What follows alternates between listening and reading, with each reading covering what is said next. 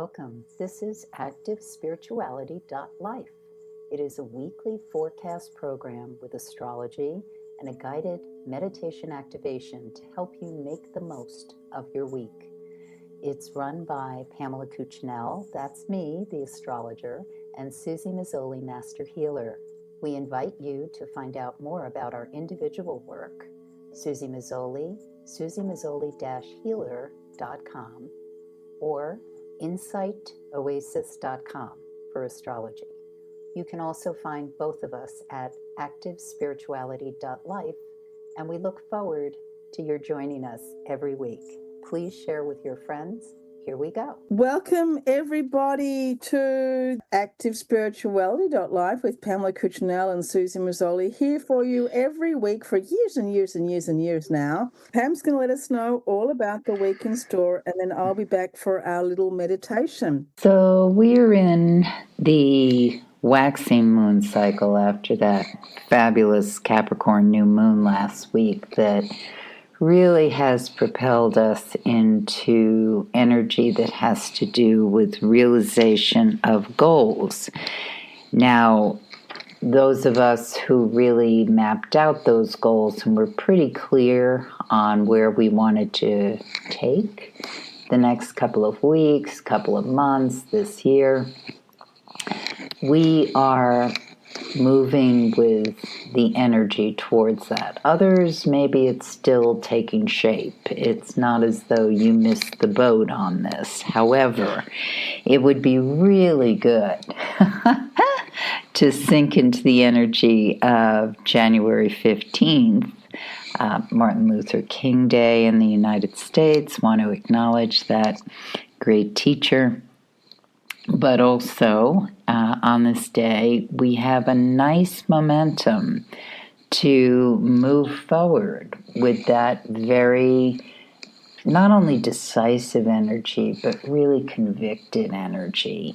The thing about this swing that we're in, if we want to take advantage of it, is to really slough off all that old material, that heaviness from Pluto and Capricorn that we've been going through since 2008.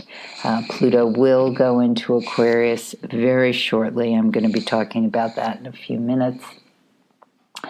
But we are moving past all the grief, all the ugliness, all the resistance to learn what doesn't work with very firm routines, structures, intractable ways of doing life.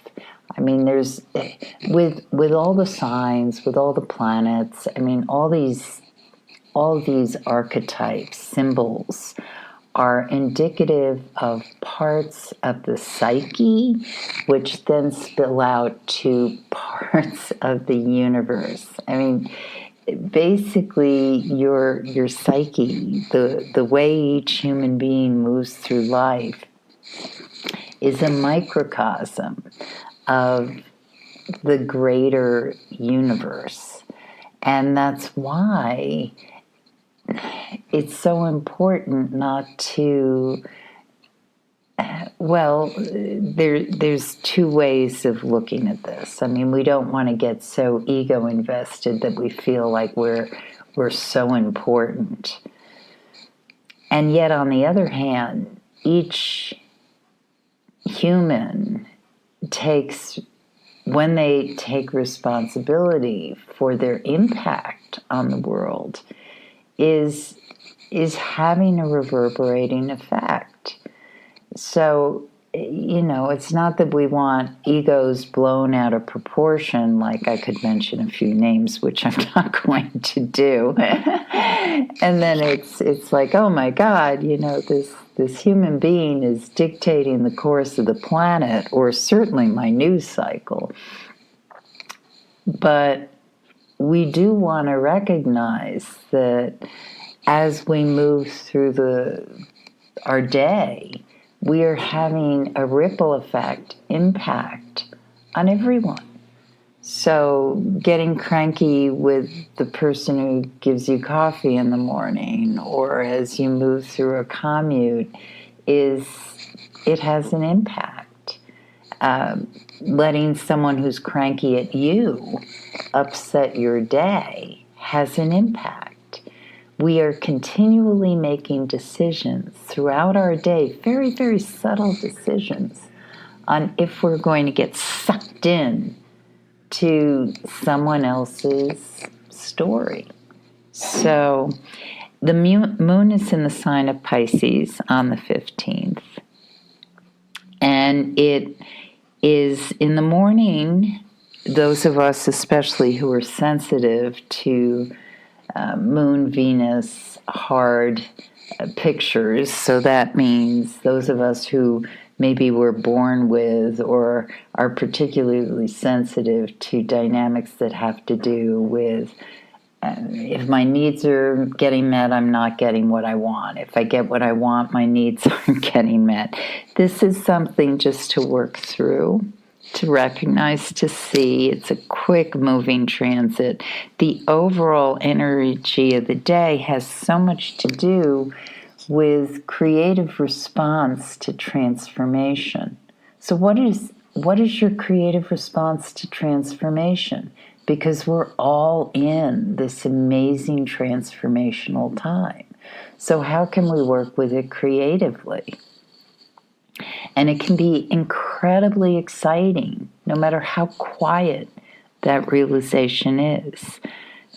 Whatever little decision you make throughout the day, decide joy. Joy is a choice. So am I going to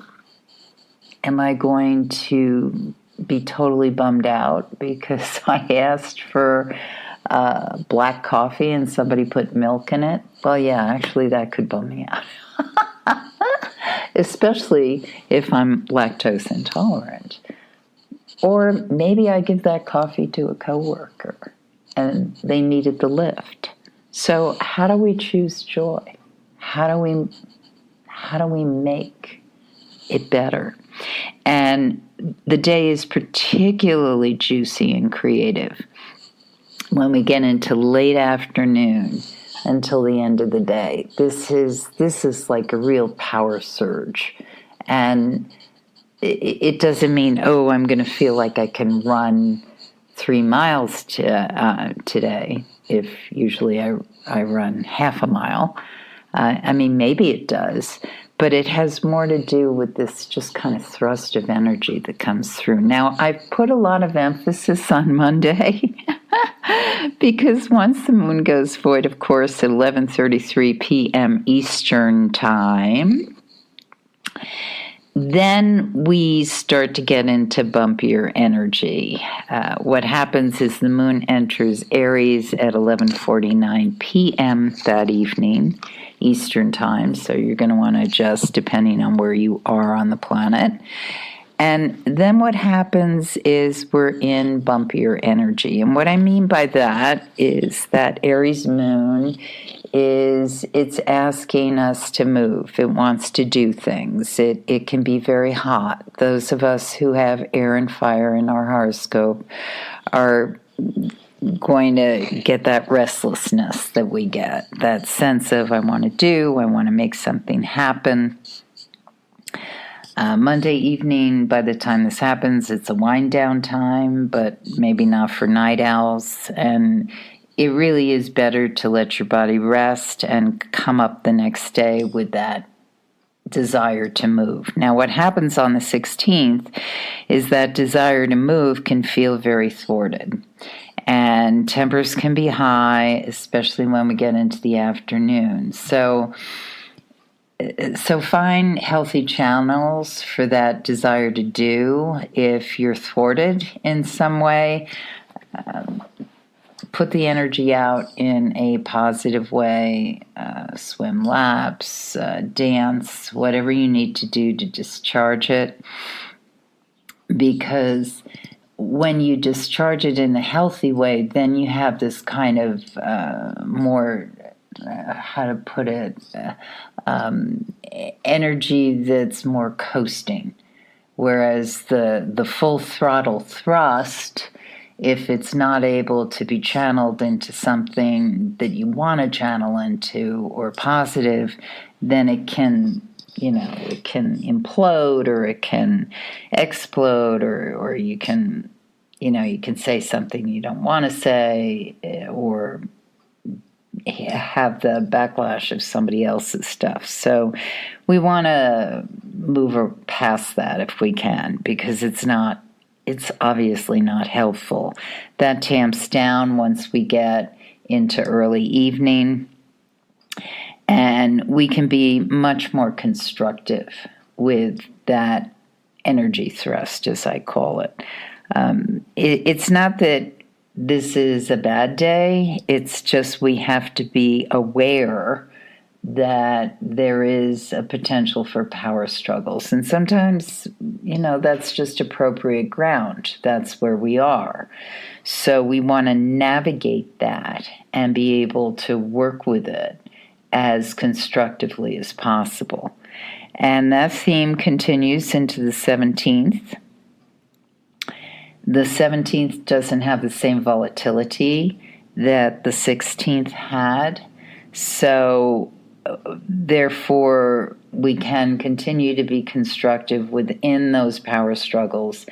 And sometimes those power struggles are within self. This is the time of year, it's January, a lot of people make resolutions, a lot of people decide to do a dry January, kind of wean out of substances. So this can be a tension time for those of us who are working through that kind of exercise. That can be just a metaphor for other things that are going on in your life, things that you are working with, either internally or externally, that create those kind of blocks or sense of, how do I get through this impenetrable force? And sometimes the way to get through, quote, an impenetrable force is to decide, well, how are you going to work with it? Because if you can't power through it, then how do you work with it? How do you understand it differently? And because what I'm looking at is a picture with Pluto, oftentimes I talk about when somebody has strong Pluto in their horoscope, or Scorpio, especially if there's a strong Mars influence, or Saturn, it's really important that we work on healthy routines. Because what happens with people who are very Plutonic or Scorpionic is, and I'll use the royal we, because we all have it somewhere in our horoscope, but yes, in total candor, I definitely have it. So those of us who have these strong placements, we are people who get into passions, obsessions, can be addictions. And so I always stress what we want to look for are healthy routines, healthy passions. How do we channel that into something that really ignites that desire? Because that's what it's about, in a way that's healthier. And so if you're feeling off, regardless of how Plutonic or Scorpionic you naturally are, just energetically, many of us are dealing with this because of transits and other things going on. Think about, okay, so how can I power this into a healthy passion? What may be the thing that happens for me? Yeah. And on the 18th, the moon goes void of course at 3:03 a.m. in the wee hours. And then we've passed that kind of bumpy part. And it enters Taurus at 3:12 a.m., the moon does. And once it's in Taurus, now we're in a really lovely, juicy couple of days. If you were able to kind of get into that healthy channel of where you're putting your passion and routine and ritual, that's another word I use a lot for this way. What are healthier rituals? I remember, decades ago when I was transitioning out of very unhealthy behaviors, I discovered lavender tea. Lavender and rosemary tea. These can be very healthy rituals. So we move into this Taurus energy of the moon, and the moon in Taurus really wants us to slow down and savor. So what do you want to slow down and savor with on the 18th and 19th?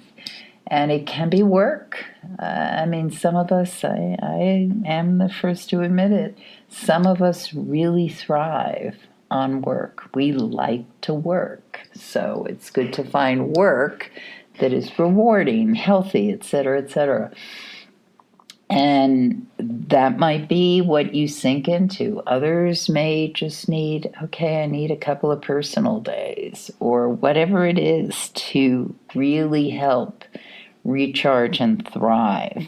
But I see the 18th and 19th as highly productive days, whether you're just totally zoning out or you're totally zoning in.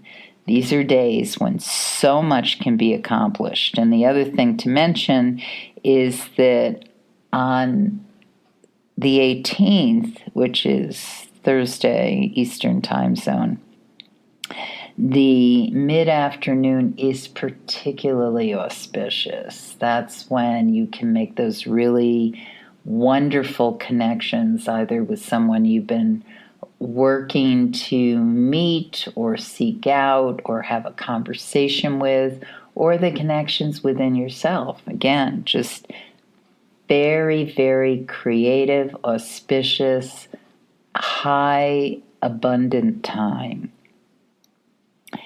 And the 19th, we get into very nice productivity as of mid-afternoon into evening. This is just fabulous. Invest in whatever you want to see grow. And I'm not saying take all your money and stick it into a stock unless you really know what you're doing.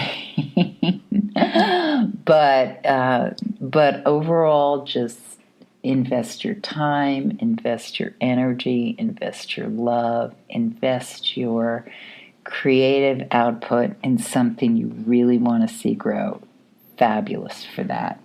And that spills into the early morning hours of the 20th, Saturday. Now, Saturday the 20th is a really big day because a lot of things are happening. First, the sun enters Aquarius, and that happens at 9:07 a.m. or Eastern Time. The moon enters Gemini at 8:58 a.m. So it had gone void, of course, let me mention that, at 8:57 a.m. Now, one thing those of you who really listen to the voids may be noticing is that the void of courses are very, very narrow right now. So when I say 8:57 a.m., the moon goes void. It a minute later enters. Pluto goes into Aquarius at 7:50 p.m. Eastern Time. We have early degree fixed, and so not to get into too much jargon, but what's happening is that the void of courses will be very short for a while, depending on what sign the moon is in. So Pluto in Aquarius I do a lot more about. I'm going to do a longer podcast that specifically is about that. but pretty much what we will be experiencing is a continued, seemingly craziness as stuff goes up, stuff goes down, people say this, people say that. But what we're seeing is we will be seeing a reaction, correction, realignment that will continue for years, but 2024, and again, the podcast will go more into that, will take us through what has been a very uncomfortable journey into where we need to go next. And that's why I so much emphasize the importance of each of us, each human being, making decisions for joy, purging out a sense of anger, a sense of helplessness, a sense of what the heck, and embracing more the beauty, the moment, the presence, and the potential that is possible. So once the moon goes void of course, and then it enters Gemini. So today's going to be, the Saturday the 20th is going to be boom, boom, boom, boom, boom, boom, boom, boom, like so much going on, so much in the news, so much happening, people calling you, direct messages, texts. My advice, or is rather how I'm going to deal with all of this, is to take everything as this is a moment. It's not forever. And just to see what comes up, see how I'm reacting, decide how I want to respond, and choose joy. So that's Saturday 20th, and it goes into Sunday the 21st. And the gravy that happens on Sunday the 21st, if you've been aiming more for joy, is that by mid-afternoon, many of us, or those who did, will feel this sense of, okay, I can do this. I absolutely can do this for myself and the people I love, and all will be well. And now I turn it over to Suzy. Okay, everyone, let's go down, deep into our meditation. I invite you to find a place of peace, a place of quiet, a place of solitude, and just take a few deeper breaths and allow yourself to arrive. And deep within every single being, there is joy, fundamental joy, absolute joy, boundless joy, the type of joy that is just intrinsic to life. And many of us experience joy all the time. It comes very naturally to us. It's something that we might just have happen all the time, every day. And probably most of us aren't in that state all the time, have a bit of it here and there. And then there are others that really struggle to find joy in anything or in their life at all, due to the circumstances, due to their suffering, due to their seeing of suffering around them. So let's just take as a precept now, we accept and understand that above and beyond everything that is happening, that has happened, that will happen, that deep within me, deep within every single one of us, just as we are intrinsically human, that we intrinsically have joy. You might disagree with that, you might agree, but just for the sake of our meditation, let's just take that as a fact right now. Each and every one of us has joy within us, has the essence of happiness within us. And as we access that happiness, that joy, let us know that it is individual to us, that it is a part of me. It is a part of my consciousness. It is a part of my soul, my spirit, part of my life. Just as the lungs breathe, just as the heart pumps, just as the neurons fire, so too is happiness intrinsic to us, intrinsic to the very core of our being.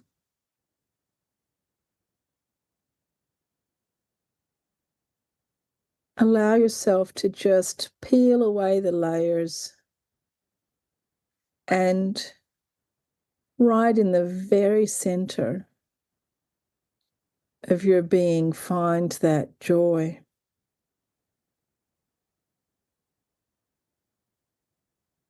Find the joy that is just like a natural spring, like a spring of water erupting from the ground. It is there by itself. It is not attached to anything. It is not attached to an experience. It is not attached to a person. It is not attached to a thing. It is not the result of something. It simply is a state of being.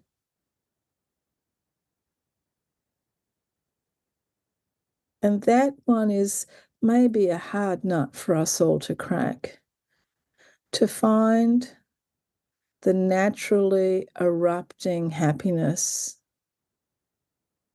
that comes from within, that is not attached to anything outside of us, not attached to an experience, not attached to another being, but just is.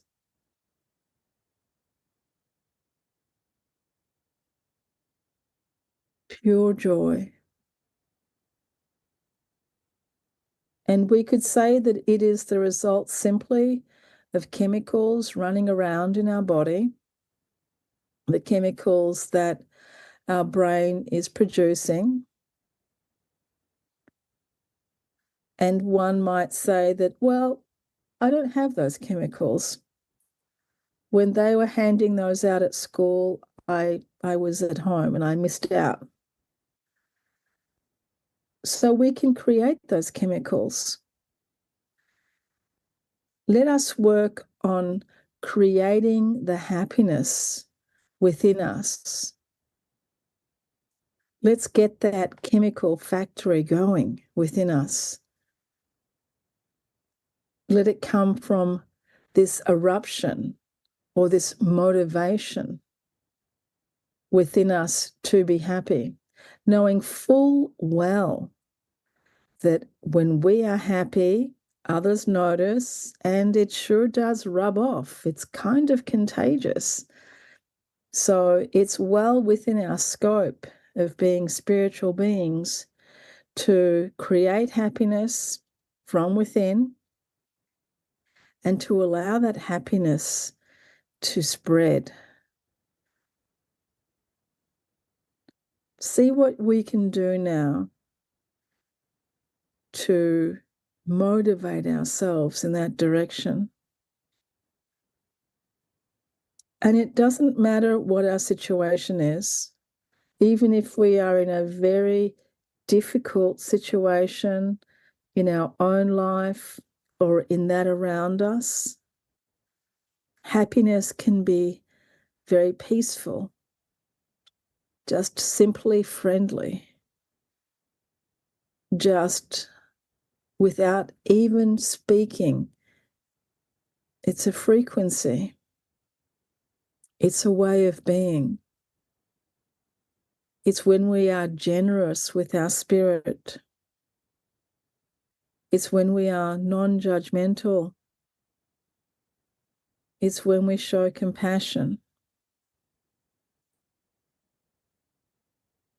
Just imagine all of those states of joy, all of those states of happiness, and allow them to multiply. Visualize that there are beams of light coming out of you, going in all directions around you. And in each one of those beams of light, there are millions and billions of you, smiling, happy, joyful. Visualize that you are sending out millions of happy beings into the world around you, sharing joy, sharing the joy of life.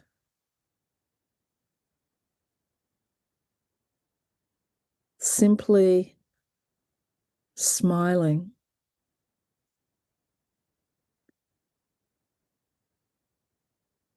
Such an incredible opportunity for us every day to be in this state of joy. And as we take a few deeper breaths and slowly come out of our meditation, let's retain this pose. Let's retain this information. And let's come back to it daily, daily, daily, reminding our brain to produce these chemicals, reminding our body to really enjoy this state. Gently taking a few deeper breaths and opening our eyes. Thank you so much for being with us today. Thank you so much, Pam, for the excellent, as always, forecast. And we will be with you next week. Lots of love. Love now. You have been listening to Suzy Meszoly and Pamela Cucinell of ActiveSpirituality.life. If you've enjoyed this program, consider a donation. You can find the link for that, ActiveSpirituality.life. Regardless, we look forward to having you join us again for next week's podcast. Please share and have a great week.